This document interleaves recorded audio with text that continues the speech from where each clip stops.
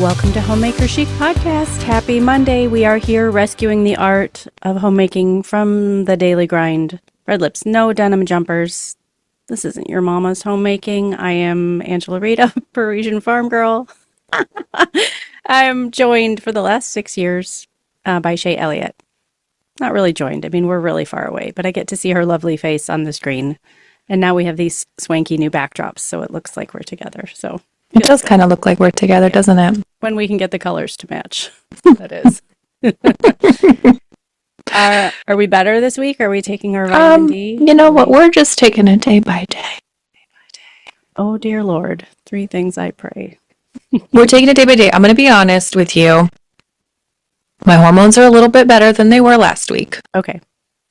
Do you see my flashing light? Yeah, my camera does that too sometimes. Why? It'll stop in a second. Just, I don't know. Okay. It's the new camera. Maybe I needed a strobe light to let you know about this. Right? No. Okay. I'm going to practice some digital modesty and not say the actual words. But what blows my mind about hormones is how real they are and how much they impact you when you're experiencing them. And even when you can get a little perspective, pull out of your present situation, say, hey, look, I can see what's going on here. Even when that happens, you still feel it. Yeah. You still feel it. Mm-hmm. So, God bless my husband. God bless my husband. What else can you do? What else can you do? I'm glad you got that fixed. We're going to have to give the show one of those, like, flashing light warnings. I know. You know, when you watch Netflix and they're like, I just tap my camera like, hello. Oh, my goodness. Well, that's how I like to fix technology. Well, there it goes again. Oh, no, it goes again. What's going on? Mine does that during my language lessons. So weird. I'm just going to try to keep this on, and maybe it will orient itself. But okay. Oh, Georgia, hey, no, I'm recording to the child behind the curtain. Oh my gosh, you guys! The Wizard of Oz in here. We're recording. Get out of here. Now people are going to know my backdrop's not real. My light is flashing. What is happening? Go. I love you. Golly.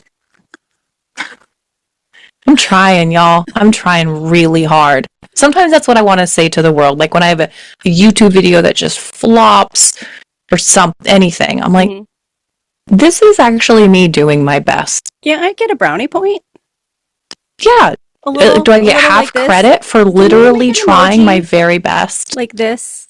A little pat on the head emoji? Yeah. Good job. Yeah. You tried. I was telling a bless your heart emoji. Oh, bless your heart, honey. Yeah. No, I was telling Stu, and I really meant this. I said, sometimes when I write for my newsletter, like I feel like I'm literally just almost leaving blood on the pages. That's what it takes for me to just to open up, to formulate thoughts, to share, and it feels so incredibly personal. Mm-hmm. And then, there's inevitably people who just say, well, I didn't like that. I don't like the way you're thinking about this, or whatever it is. And you just think, can I get half credit, though, for doing it? Do I get half credit for trying? That's what I'm... Your house is disgusting. Your makeup. It's one of the things I love about Italians. And I know the cliche is not this in France, but I think you've told me enough stories of your time in France that I don't think cliches aren't always true, right? But one of the things I love about Italians is, for the most part, if you just try, they're so dang happy that you tried that they give you all the brownie points. Oh, no, not so much. I'm sure I've told you this story, but in Italy, we have this great driver, and his name is Johnny, and he's fantastic. And I realized the first time we met him, that was almost a year ago in my Italian learning, so it was rougher than it is now, for sure.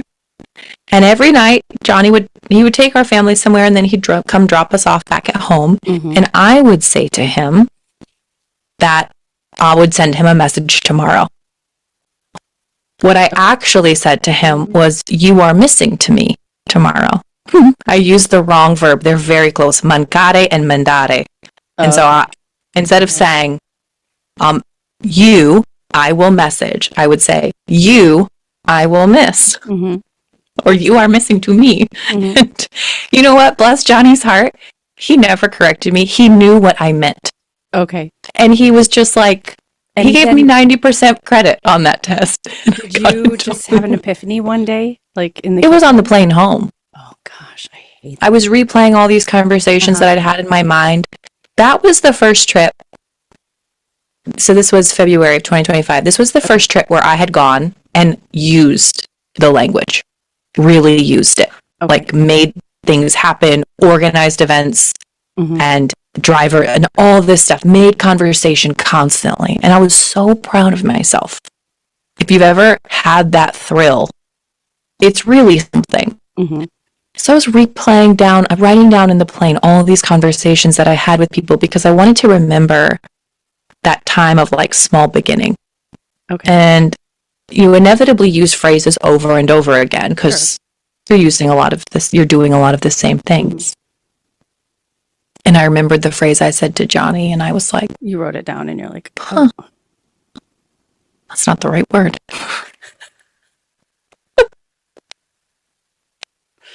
That's not the right word. But, you know, here we are. We're making it. a bless It's your okay. heart emoji. Okay. Little bless your heart emoji. Good effort. Good try. Good try. How was your week? We haven't talked this week. I know This is our catch-up session. It's been really full. It's been a little emotional, you know, little homeschool drama, one-room schoolhouse drama. Yep, Lots of that ages, happens. lots of hormones. Mm-hmm. And What I'm could go wrong? wallpapering. So what could go wrong? I'm What could go wrong? wallpapering. This is my first go round with like actual wallpaper paste, not peel and stick wallpaper. So Oh, yeah. That's a different beast. it's going pretty good. Good. I haven't had to cut out an outlet yet. So that'll happen. That will happen. And then my mom has this, when I first got this paper, they sent me just the totally wrong order. So I told them, they're like, well, Merry Christmas. So I gave it to my mom because she might be able to use it. And then when they fixed the order, they sent a double. Merry Christmas again. I accept. I accept. So then my mom sent me a text yesterday and she's peeling off her, what I think is adorable 1980s wallpaper in her bathroom. I think it's so outdated that it's in style type thing. But she can't take it anymore. And I said, are you going to use that House of Acne paper I gave you? She's like, I thought I'd let you do it. I'm like, I can think of about 1 million things I'd rather do than cut in wallpaper underneath a toilet. Just for the record. Yeah, wallpaper looks so good when it's done, but it's a thing. It's a thing. It's a thing. Yeah. Yep. So that's my week. Okay. Drama and wallpaper paste. Well, we want to talk to you guys this week about change. The changes that are coming, the changes that we're going through, just changing as in general as a homemaker. Okay. So we're going to talk about that, but first let's say thank you to our sponsors, shall we? Let's do I just washed my sheets last night and I'm just so in love with them. You need to visit AmericanBlossomLinens.com and use the code HOMEMAKER2026 for 15% off. Spring is right around the corner, probably closer for a lot of you than it is for me. If you need new sheets, get the white with the navy blue piping. They're so classy. No matter what you pick on their website, we're talking about Texas, homegrown cotton, everything made right here in the United States, heirloom quality. Truly an investment into your home. The sheets get softer with every wash. Baby blankets, pillows, everything you can think of to stock your linen closet at AmericanBlossomLinens.com. Longtime partners with the show. We love them. Use the code HOMEMAKER2026 for 15% off. And we also want to say thank you, of course, to Toops & Co. We are so intentional about our homes, the things we bring into our home, what we feed our family. We source good meat. We grow our own food. We filter our water. But then we slather ourselves in mystery chemicals, and Toops gives us such an easy off-ramp from that norm. You can even, if you're a first-time customer of Toops, you can use the code HMC, just HMC, for 25% off. your first order, which is so generous. Mhm. So don't stop your detox of your home at your makeup and skincare. Carry it all the way through. This is skincare and makeup without any mystery chemicals, all transparent sourcing and transparent ingredients without any harsh additives or preservatives or chemicals or artificial fragrances. We're really encouraging you now to try the vitamin C serum, which is their new product. And you can shop at toopsandco.com/HMC for 25% off if you're a first-time customer. Awesome. Visit bridgebasics.com/homemaker chic for cleaning your counters, floors, laundry, bathroom, dishes, hand soap. You need to wash your produce, and we're inviting you to use branchbasics.com. They have a cleaner concentrate, and it's one product for everything. It is non-toxic, hypoallergenic, free from fragrances, hormone disruptors, and preservatives. And it's not baby and pet free, like I said last week. Oh, yeah. Baby and pet safe. This cleaner is so spectacular, friends. You're going to get a kit in the mail with a couple different bottles. You're going to make your own window cleaner, surface cleaner, all-purpose cleaner, and bathroom cleaner, and it's going to last you so long. No more runs to Target for $75 and all these different products that maybe are not as clean as they're being advertised. Visit branchbasics.com/homemaker chic for 15% off their starter kits. Trust me, this is what you want to have in your arsenal for spring cleaning. Okay, Angela. so what? You're allowed to change. That's what I've titled today's podcast episode. Okay. Because this month we're celebrating 6 years of the podcast. And we have changed significantly in that time. Yes. Praise the Lord. Praise the Lord. Let's think back to a decade ago, because maybe that's a little bit easier. Mm-hmm. Let's think back to what was happening a decade ago in our lives. Ooh. What was going on? We had just moved into our house 10 years ago. Okay. January of 10 years ago, we moved here. I was pregnant with Juliet, and we were really in the throes of farming. When we moved to the farm, we brought with us 2 cows, 3 pigs, actually 5 pigs. I don't know, probably 40 chickens, 30 meat birds, and a small herd of sheep. And 3 geese. And 3 children. That was just 10 years ago. It was a lot. Yeah, it was a lot. And 10 years ago, you were still at Halfway Farm. Yes, I was very pregnant with child number 6. Mm-hmm. And hanging on for dear life. Yeah. Hanging on for dear life. Yeah. Stuart and I, I think I told you guys this last week, but he started this Substack of walking people through Lord of the Rings. So he's been sending out these newsletters. And he likes to go back through the photo archives that we have in Lightroom, and he'll just search something like doorways or kitchen, or he tries to find these various pictures that I've taken that he can use in his newsletters. Okay. And so he's been scrubbing through all these old photographs. The different forms that we have both taken and that our home has taken is so significant. And we found ourselves saying, as we're looking at these photos, oh yeah, remember when it was like this? Mm-hmm. You and I think, are aware maybe of that more than a lot of people, because we also end up sorting through comments. And maybe we should dive into those before we dive into this topic a little bit more. Okay. But interestingly, with comments, a lot of times you hear you're not the same. This is true. Yeah. You're not the same. And I think that's a sentiment that sort of really resonates with homemakers is, should I change? Am I changing fast enough? Am I changing enough? What if I don't want to change? Mm-hmm. All these sorts of things. So I thought we could talk about that today. Okay. But let's say hello to a few of our commenters first. Okay. So we grab these comments over on Spotify. So, of course, you can listen to the show on your favorite podcast platform. This is where it's easiest for us to grab the comments. Emily Mass says, Shay, this winter was so different on the East Coast, too. In Virginia, we had a blanket of snow on the ground for 2 weeks straight, and it froze so solid. My area was covered in a sheet of ice for 2 weeks. I've lived here my whole life, and this has never happened.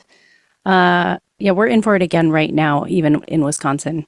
It's been raining like crazy. And so it's just, like not real flooding, but flooding. The fields are just look like lakes and everything. But apparently, like as we speak, it's going to start turning to snow. Yay! Winter's just tough. And you know what? If you think it's not, I mean, I know there are people who enjoy it, but I know a lot of people, especially in the online world, and they literally will live half the year. They just like switch hemispheres. It's like, this is too much. There's a reason, especially up north where we live, it's probably a thing in Wisconsin too. We have what we call snowbirds. Oh, for sure. People are out of here. They go to Arizona. Here they go to Arizona or Mexico, where we live, because they can just go there and it's sunny. I would be It's happy sunny. to do that. We could never afford to do that when the kids were younger. And now maybe we could move things around and afford to do that. But everybody has jobs and we'd have a little Oh yeah. revolt. Oh yeah. When you finally can with your family, Yeah. then they have their own whole life and school and all these sorts of things. So then you have to like wait again until that's done. Yeah, it's not cool. No. I'm so over it. Yeah. Listen, that's a good proper wine. I don't enjoy it. I just don't enjoy it. Okay. Let's see here. Oh yeah. So there's another winter one. So again, not alone. This is a funny one from Natalie. And she says, I just wanted you to know I organized my sock drawer while I listened to this episode the second time. That is what I'm talking about. Shay is all about the little fancy folded sock drawer, and I'm just happy if I can find two because I could steal them. It's pleasure. It's pleasure. You reach in there and there's a little pair of matching socks. Pull it out. I get out my socks every night and what? So they're ready in the morning in the dark. Yeah. Seriously? But you don't match them? No, I don't match my socks. Not around the house when, with my tennis shoes or whatever. No, but they, like I said last week, they do have to be the same like consistency. They have to be the same thickness, but I just have a little wad of them in my drawer. Funny. Now, my closet, on the other hand, is very like organized and fussy, but yeah, I just draw the line at socks. That's funny. Okay, here's a comment from Mrs. Margot. Ladies, your podcast changed my life. Thank you for your work. My question is, would Stuart and Joel ever come on the podcast to be interviewed by y'all? And will Jennifer L. Scott be a guest again? Thank you for introducing her to us all. This is such a fun question. So yes, if you guys haven't checked out Jennifer L. Scott, she reigns as the person who's been on Homemaker Chic podcast the most. Yep. We haven't had guests on these last couple of seasons simply because we actually like do homeschool. So it's genuinely really difficult for us to even find and coordinate our recording time. And so it's been really difficult to do that with guests as well. But yeah, we'll need to try to get Jennifer on. She's still creating all kinds of content, so you can check out her YouTube channel and stuff. She's so wonderful, and luckily Angela and I get to stay in touch with her via text message. But husband-wise, hard pass from Joel. It is not happening. I think Stu would come on, and look, we're in our lit girl era, and I think he would be the perfect man to come on and talk to all of us about some of these things. I love Stuart. Always takes people by surprise because he loves stories. He loves literature. He loves good fiction. He loves classical things. And I think in our modern culture, people don't really know what to do with that. They don't really know what to do with that. I have a 14-year-old boy, and we were sitting at the table 2 days ago, and he's just got his head down, and he's just like sitting in there in his work coat and his beanie and just reading, and he reading. I don't know what he's reading, not paying attention. Everything's going on in the room, right? He goes, "Oh, Mr. Darcy just told Elizabeth he loves her." I'm like, "Oh my gosh, that's so great. How awesome for you." So I just, I don't know. Like, I think that's so sweet. it made me, proud and a little bit warm and fuzzy. I get to put a young man out there who's just totally boy in all ways and Pride and Prejudice under his belt. So yeah, I love that. I think it's so important to be well-rounded. I had a feeling like that. So our kids only do 2 extracurricular activities because that's all we can do. And they all have to do the same ones because. So they all do jujitsu and they all take piano. And last night they had a piano recital. And our sweet Owen, who grew 2.5 inches in the last month, all of a sudden he's taller than Stuart and I. And he's just big and tall and blonde and beautiful. And he got up there. We bought him new pants. So he was just looking sharp. He got a haircut this week. He's looking good. He gets up there, says his name real proudly, and sits down and plays this beautiful piece. And it was one of those moments where I did have this sensation of, one of our goals when we had kids was to create just well-rounded individuals. Sure. And it was one of those moments where you actually get to see some of that fruit. Where I thought, Monday he was rolling around on a mat, like with his friend in a chokehold, and they were just like laughing and sweating and smelling. And then he was able to get up there and then present this beautiful piano piece. And I thought, man, this is good. Yeah. This is good. We're not typically just like we're not one thing as a person. We're not as boxable as the world wants us to be. I loved it. Okay, Casey says, Shay's bathtub comment. What was your bathtub comment, Shay? I was talking about drinking something out of a bathtub when by the time you were already refined, I was like drinking probably some unknown liquor out of a bathtub. Something I don't. It was on last week's episode. I don't remember. Okay. Yeah. Okay. Comments remind me about the time Angela was telling us about espadrilles and sangria. Good gracious. And Shay told us a skip and go naked recipe. What's that? I don't remember. Angela, don't make. Everyone knows what skip and go naked is. Well, I don't. Apparently. I'll Google it. Don't make me sound trashier than I already am, okay? Okay, I want to move on to this one then. All right. Okay. I'll Google it. Jennifer Nelson says, as always, I so enjoyed listening in. A book for Angela as a Little House Lover is Caroline by Sarah Miller. So I just wrote that down here on my sticky note collection, which I wish you guys could see. It's hysterical. Such a neat perspective on the Little House story. Wonderful. I grabbed this because I want to follow up. I mentioned this a few weeks ago. I think I've talked about it a few times on the show about this book that looks at Laura's community and how being a part of her community shaped this person that we love so much. This is it. Laura Ingalls Wilder's Little Town by John E. Miller. I wonder if he's related to Sarah Miller. That would be weird. Okay. Little Town, it's called. Laura Ingalls Wilder's Little Town. But it's okay. You would need to nerd out on Laura like I love to. So wonderful. Oh man, I'm nerding out on literature right now. Yeah. Nerding out. Just finished The Great Gatsby, by the way. Fantastic. And I want to talk to people about it. I want to be in a book group because I want to talk to people about it. So if you've read The Great Gatsby, let's chat. Now I'm reading The Wind in the Willows. A little sweet break with fun, Rat fun. and Mole. Okay, this is from Maggie. first off, I want to say how much I love the show. You both have had such a huge impact on my homemaking journey.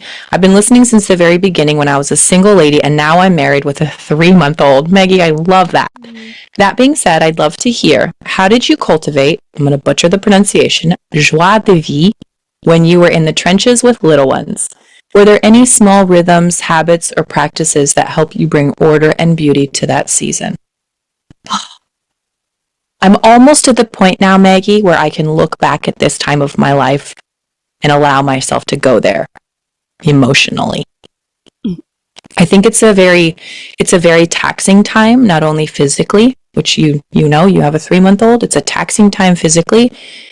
It's such an extreme time hormonally and emotionally, because there isn't really a good way to prepare for the emotions that you have as a mother, I don't think. And the high highs and the low lows and just the surge of saturation that comes to life when you have this little beautiful thing that you're responsible for shaping and caring for. And so I think it's taken me some time to be able to have perspective on that. But I remember when the kids were little, that was when that joie de vivre was born in me. I was always motivated, and I liked beautiful things, and I liked curating these moments, but there was something about doing it for my family that made it scream in an entirely new way. Yes. Do you remember that feeling? Joie de vivre. Vivre. Isn't that what I said? You said joie de vivre. Vivre. Yeah.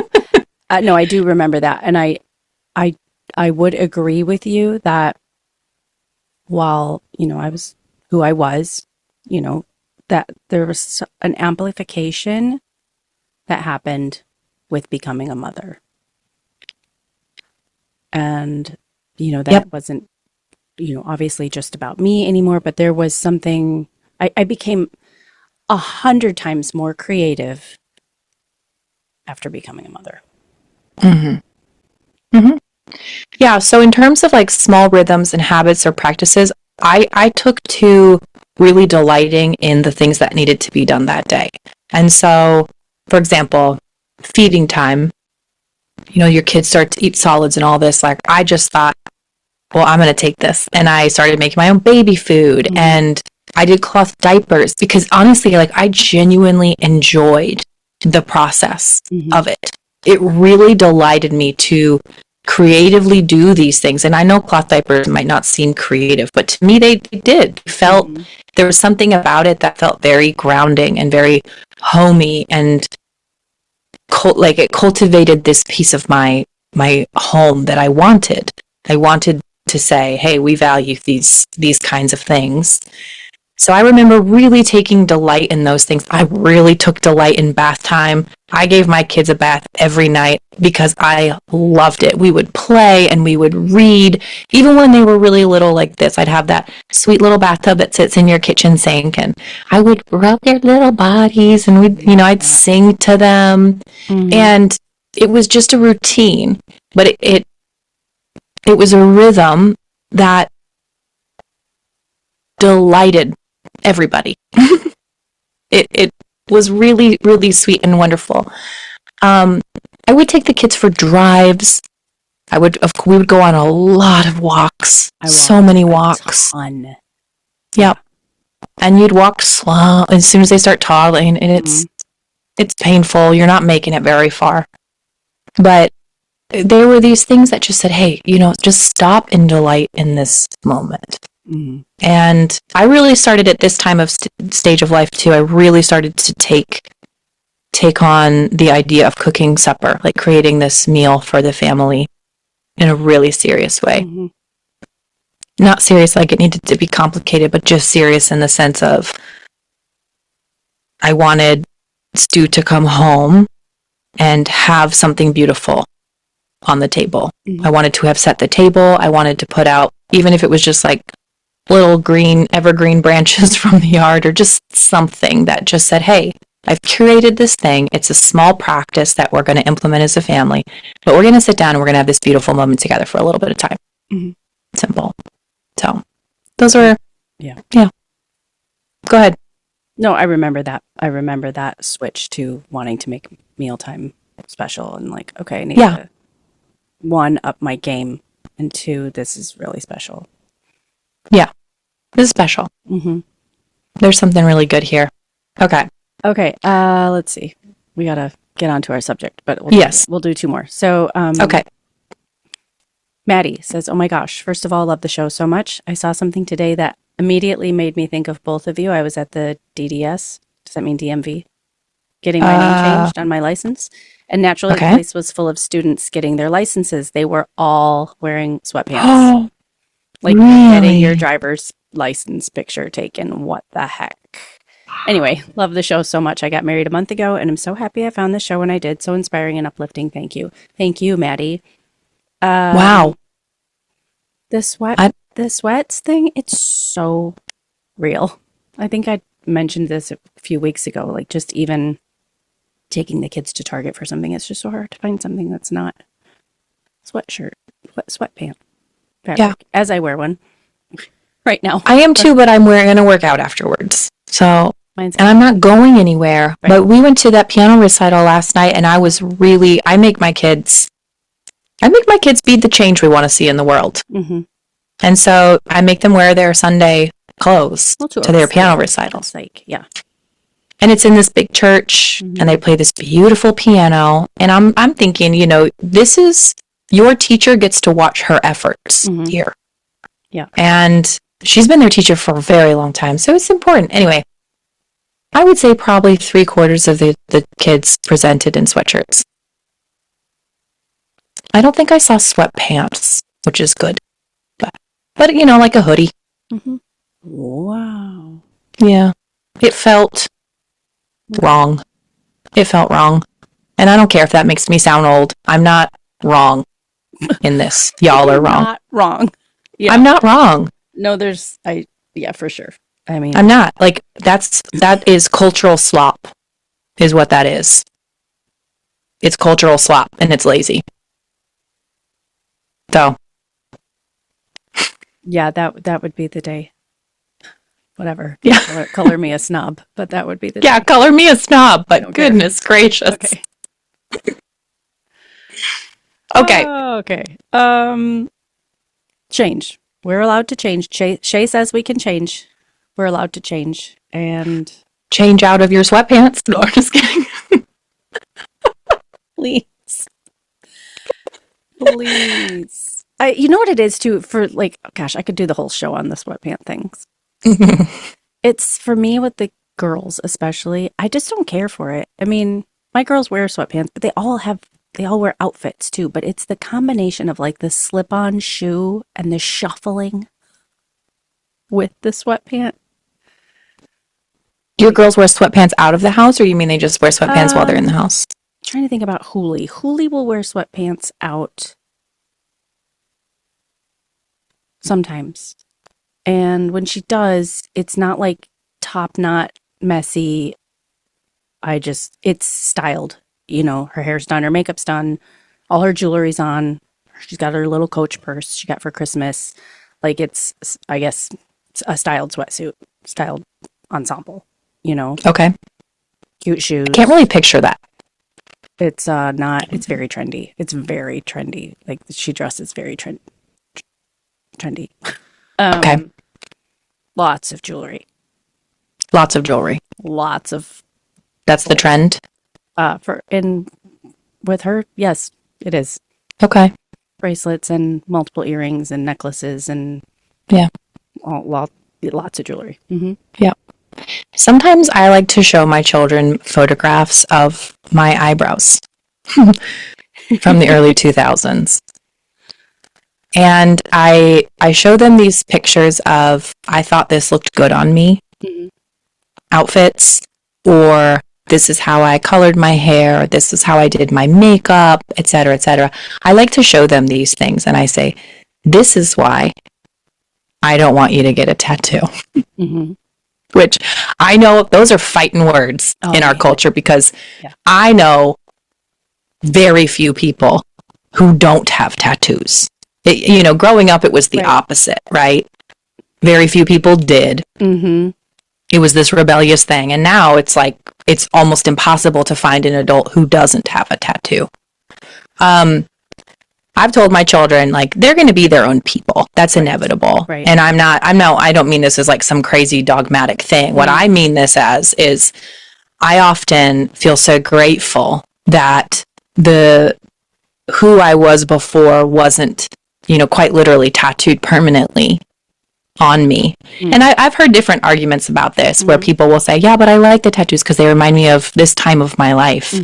And, I don't care if you get a tattoo, but I do care if my children potentially almost like bind themselves to something. Because in binding yourself to something, you're restricted in your change. If you get a face tattoo, let's go all the way into the ditch. Okay. Let's just say you get a face tattoo. You are intentionally binding yourself to a certain social, how would you put it? Like, hard to be a teller at a bank with a face tattoo. Okay. Or like a news broadcaster, or like just, right? Those are difficult things to do. You've kind of unnecessarily almost like limited yourself. And it's not about the tattoo. It's this idea of change. Did you ever want to get a tattoo? I've wanted to get tattoos. I wanted an ankle tattoo. Okay. Yeah. But I'm really glad I didn't. And I think it was maybe for like a day. Okay. I don't know. They're not my favorite on women. Yeah. I don't know. Yeah. I don't, my girls talk about getting one. I'm like, please don't. That's so permanent. Why? I'm like, because you're not today who you will be in a decade. And you need to trust that. And it's so permanent. Mm-hmm. And have you watched, we're not even meant to talk about tattoos. I don't care if you have a tattoo, by the way. But have you seen Kat Von D's story? Yes. So I watched Kat Von D like way back from the beginning. I used to write about this on my blog all the time. I love watching tattoo shows because I just can't believe the abandon in which people jump into such a permanent decision. It blows my mind. But Kat Von D was really famous for her full body tattoo. And subsequently, she became a Christian. And I think subsequently, she became a mother, she became a wife, and she sort of got out of that culture a little bit. That tattoo shop culture that existed for a short time. And she has blacked out her entire body in ink. Her skin is completely black because she actually didn't want to live with those reminders of all the people and all the stories and all the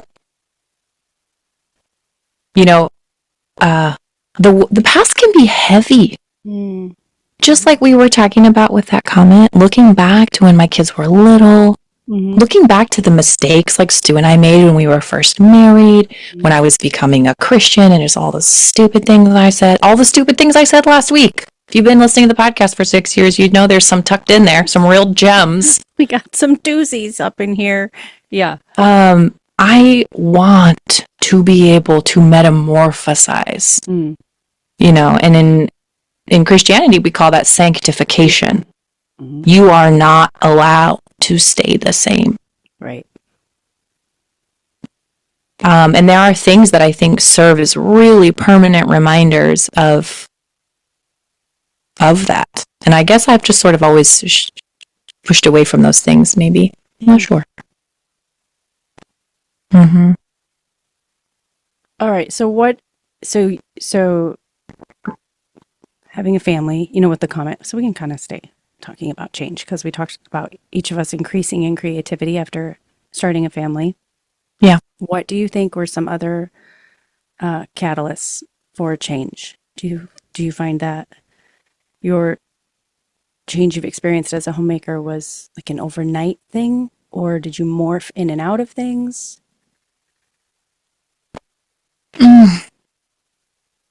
Yeah, I think change happens inevitably.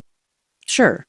enough time goes by, change is often forced upon you. Mm-hmm. Career changes, job changes, location.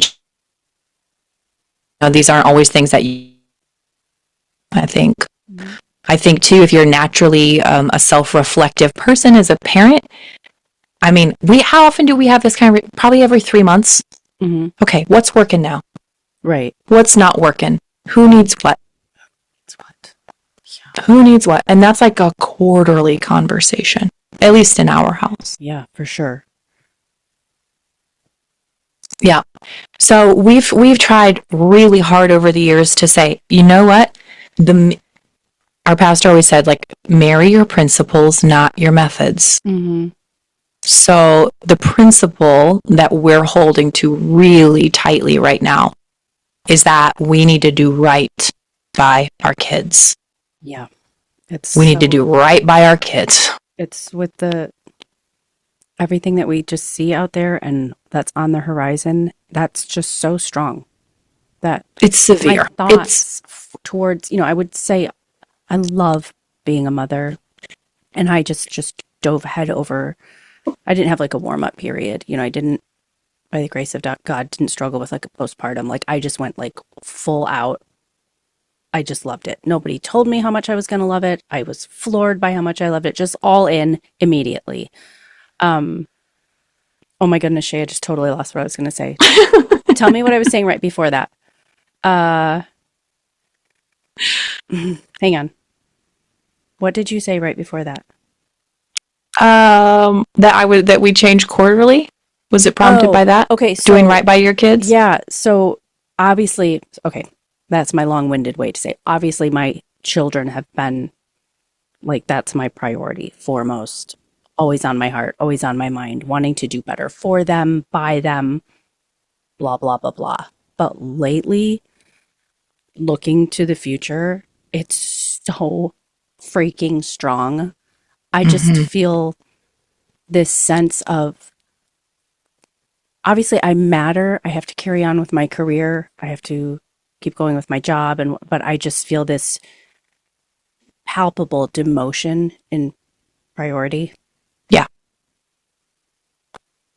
Or these things, I think there's a season of your life where you're kind of scrapping to find your way. Most of us have to work in some capacity. Mm-hmm. And so you're just trying to figure out what that can be for you and how you can make it work. And I do think that something happens over time that changes you, that says this thing exists, but it doesn't exist because it makes you feel important or it makes you all this. It just exists to support this piece of your life that like really matters. Mm-hmm. So Catherine O'Hara, who we know from Schitt's Creek, she died, right, a few weeks ago. Yes. And there was that video that sort of went viral of a guy coming up to her at the airport. And he's like, "Oh, I love you. You're my favorite actress. What's your favorite role you ever had?" Yeah. And she just looks at him like, "Are you crazy?" Are you she dumb? kind of gets confused, and she said, "Being a mother." Right. It was like this wonderful moment of recognizing her work existed, and it was valuable, and it was good, and it affected people, and it created this art, right? Very lovely, but it existed to support her in something far more important. Now, I'm not saying that you have to be a parent to have an important role. Right. I'm saying work is work, which is distinctly different than a personal purpose. And I think at the beginning, or when life is just, when you're younger, you do think of your work as your purpose in a way. Mm-hmm. And that's no surprise. We raise our kids up with this education. And what are you going to do for work? And da. Like, now what are you going to do with your life? What do we mean by that? What do we mean? It means like, what job are you going to get? What work are you going to do? Right. And then something happens somewhere in the middle there where it transforms to, I'll do this work, but I will do this work to support the thing I actually love. Mm-hmm.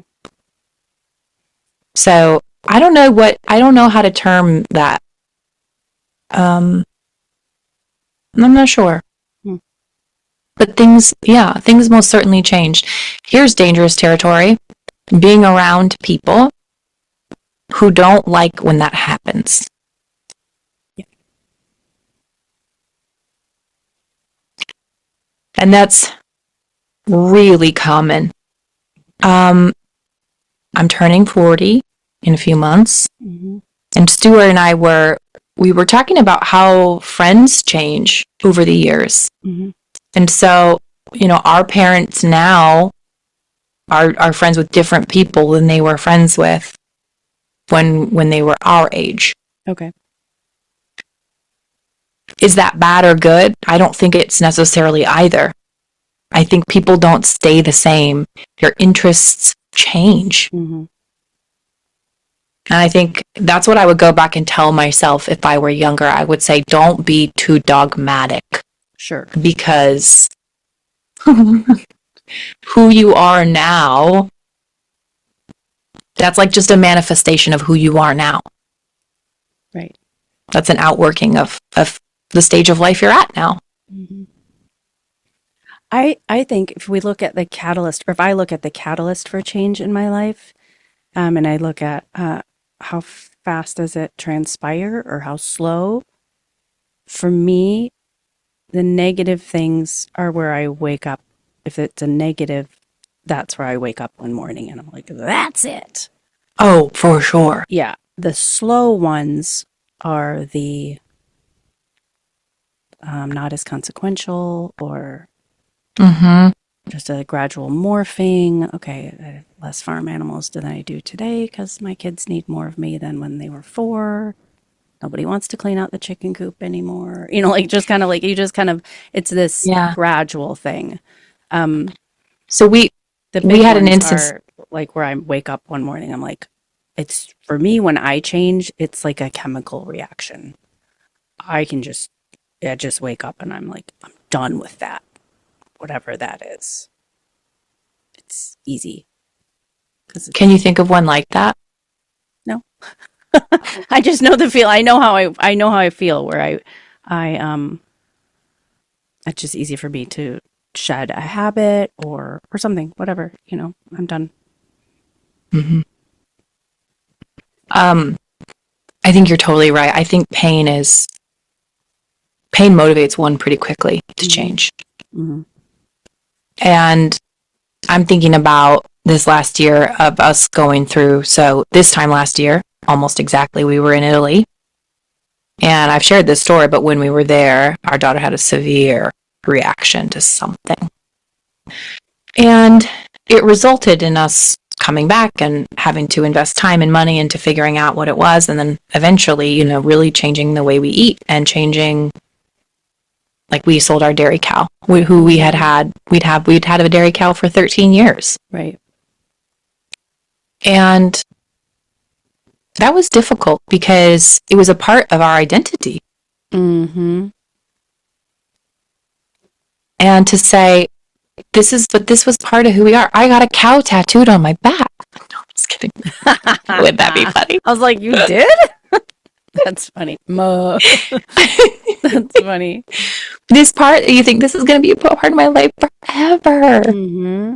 Mm-hmm. And then things change.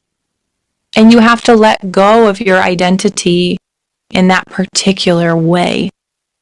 And I think when we hold things in the right frame, you can do that and say, yeah, my identity's not shaken. Like, the internet had a much bigger problem with it than I did. Sure. Oh, yeah. But like, we're good. And also, when you see your child in pain and then you see them not in pain, it becomes a very easy decision. Yeah. Very, very easy decision. Hmm. I love this in our notes here. Let's jump down to the specific examples of evolution because Okay. I like how this is written out. Okay. I'm going to yell at my person to shut the office door because the dog just pushed it open. Okay. Thank goodness for the mute button, right? Okay. Okay. So I like The food one's resonating with me. Okay. From, Yes. You've got here from scratch all the time to strategic from scratch. Yeah. And okay, so here's with these notes. I think why what I'm seeing on the page here is interesting to me is that it's important for me to remind myself that I can change, that I am not less than because I am no longer a 24/7 all from scratch all the time person. Yeah. I think it's really the dogmatism that we maybe I'm just speaking for myself, but the dogmatism perhaps that we push onto ourselves is so rigid and unnecessary. And I think it causes a lot of internal turmoil, especially for women, and guilt. Mm-hmm. So I filmed this beginner cooking from scratch course this past week, and I was talking about making bread and how my Aunt Vicky had come over to show me how to make bread. This is probably 15 years ago, maybe 16 years ago. And she showed me how to do it. And at that time, she was making all this bread for the market, and then she would go sell it at the farmer's market on Saturday mornings. Mm-hmm. Well, I saw my Aunt Vicky this week, and I went up to her and I said, I was just thinking about you, and I was just telling the story of how you taught me how to make bread. And she sort of looks at me confused, and she goes, you know what, Shay? You would have to teach me to do that now because it's been so many years since I've done it. Like, there's just no need for her. Where they're at in life and what their needs, it was just not necessary. And it was it was wild. I was like, I can't imagine a day where I'm not making bread. Well, if you learn anything from your past, it's like things change. Right. Things change, and what serves you in one season does not necessarily serve you in another season. There was a season in which we were very served by raising our own pig, breeding our own pigs, raising our own pigs, butchering our own pigs, curing our own bacon, cooking our own bacon. I remember the phone conversation when you said, I don't think we can do breeding stock pigs anymore. Yeah. And I cried, but like the pain was so of just like friction in the family, of just too much. There was too much. And so we put everything on the table. What can we take out? And sometimes that's making bread from scratch. Sometimes it's breeding pigs or whatever it is. There is that rigidity that we think, well, this is the way it is. And this is what I like. I liked raising pigs. I like curing my own bacon. There's a lot of things I like. But that doesn't mean there are things that serve me in a particular time. Yeah, I think there's like, and then there's just being mindful. I have to do this. I have to just divorce myself from this word should. Like it's not so black and white. It's not that I should. There's no homemaker manual that says I should do X, Y, Z. More of these examples you have, like under cleaning, you have from perfection to maintenance, the change of I've got to have my house clean all the time. I'm going to bleed out on this stone and okay, look, it is what it is. It's not going to be clean all the time because there's a lot of people, you go through these and who's to say that can't even just change? It can change back too. I just think we're too hard on ourselves. You can have, okay, this is the week where I get to work really hard. There's no gardening. The school load is light. I get to make my house clean. I get to clean. I get to be fussy and precious about it. And then 2 weeks later, it's a completely different situation. It's not that it always has to change one way and never go back. I think we need to allow it to go. Yeah. I don't know what that shape is called. And like just genuinely be realistic. Right. So I like in the cleaning section, I like perfection, you guys. I like it. I like it. We like things to be, I think we are genuinely created by this incredible God who loves order and loves beauty and loves cultivation and bounty. And I love when I feel like that is reflected well in our home.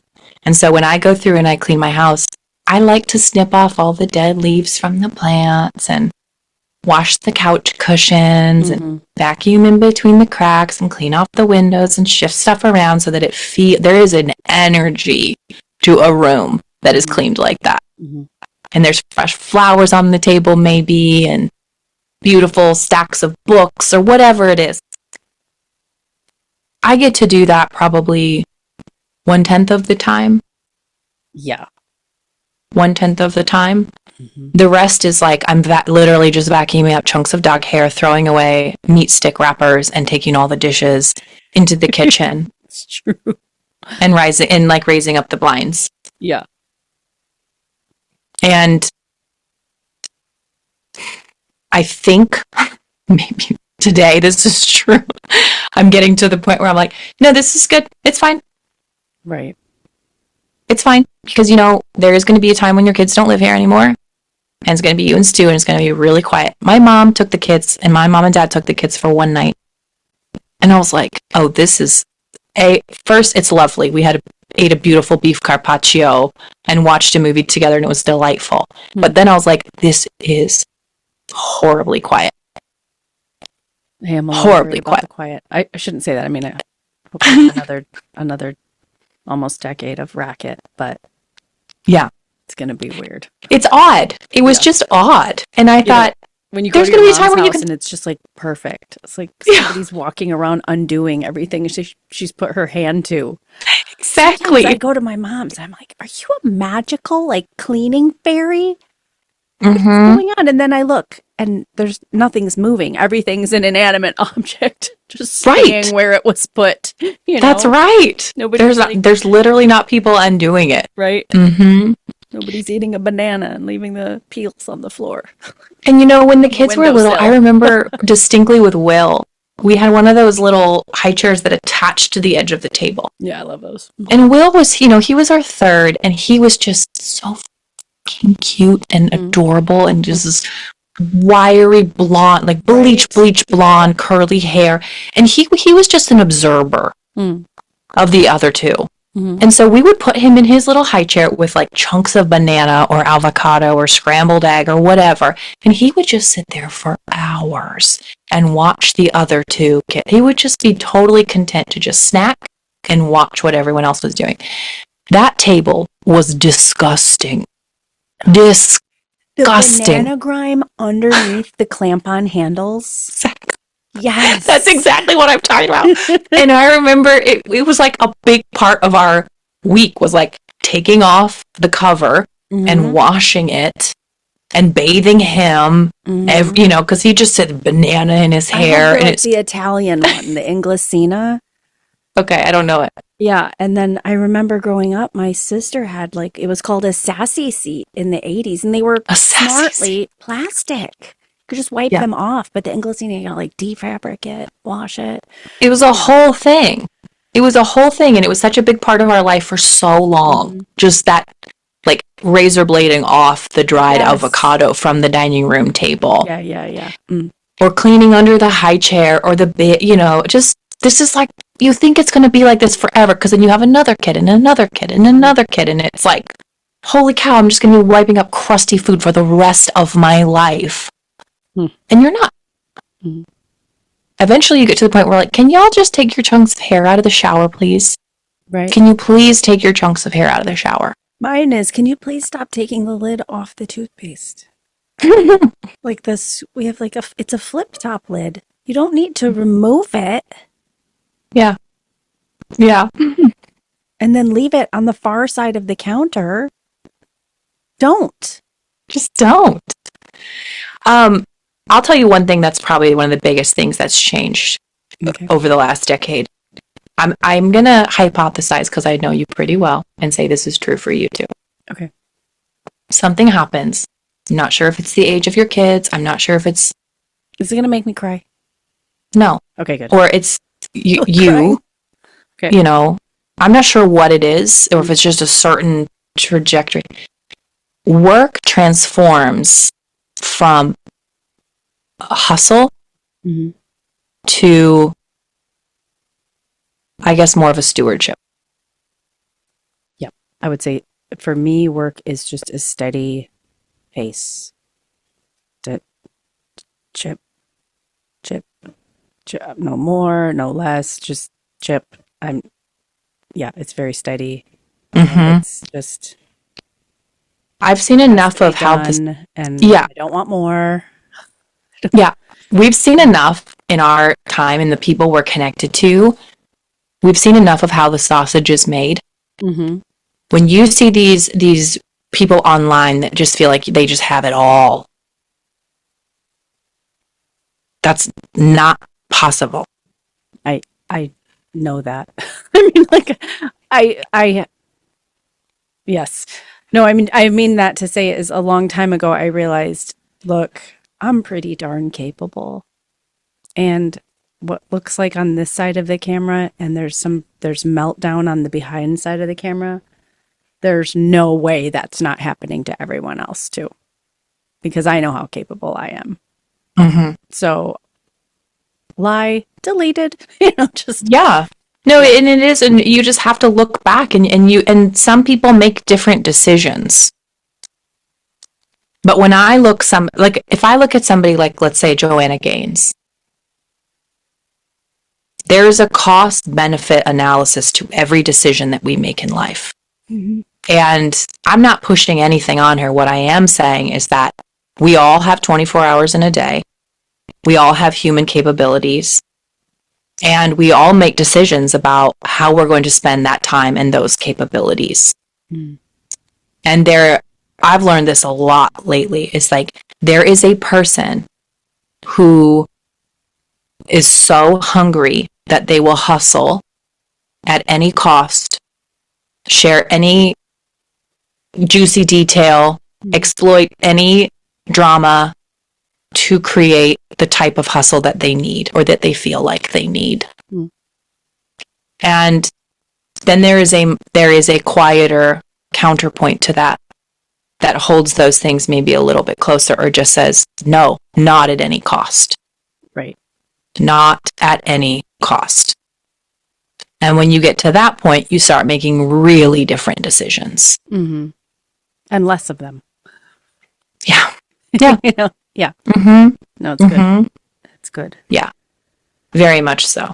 Mm. So I, for one, it sounds like from these comments, a lot of people have been here with us for a very long time. So I imagine that they've experienced the same thing to be true because we're not living this extraordinary life, you and I. We're living very average, middle-aged women, motherhood lives who work in the home and work, out of the home as well. Yeah. So I'd be curious if you feel up for it. I'd love to kind of hear in the comments this week how this has changed for you or how you've changed over the past decade. I'm just sort of curious what this looks like for other people. Yeah. Yeah, I'd be curious, like under the things we talked about, like food, cleaning. We didn't really touch on hospitality, but motherhood, your work, your calling, like under those things. Would love to hear maybe decade markers, 5-year markers, whatever. That'd be very interesting. Yeah. Great. I get excited when I think about the next 10 years. Mostly because I'm like, if I don't give up, as long as I don't give up, I will be able to speak Italian. Like, much better than I speak it now. I love that. Yeah. All I have to do is not stop. All you have to do is not stop. Mm-hmm. Yeah, it gets me excited to think about some of those things. So, would love to hear from you this week. It's time for us to jet because we got to go both cook supper for our families. Right. Right. Okay. Things to do, for being people here to with see. us. We'll see you guys next week. Cheers. Cheers.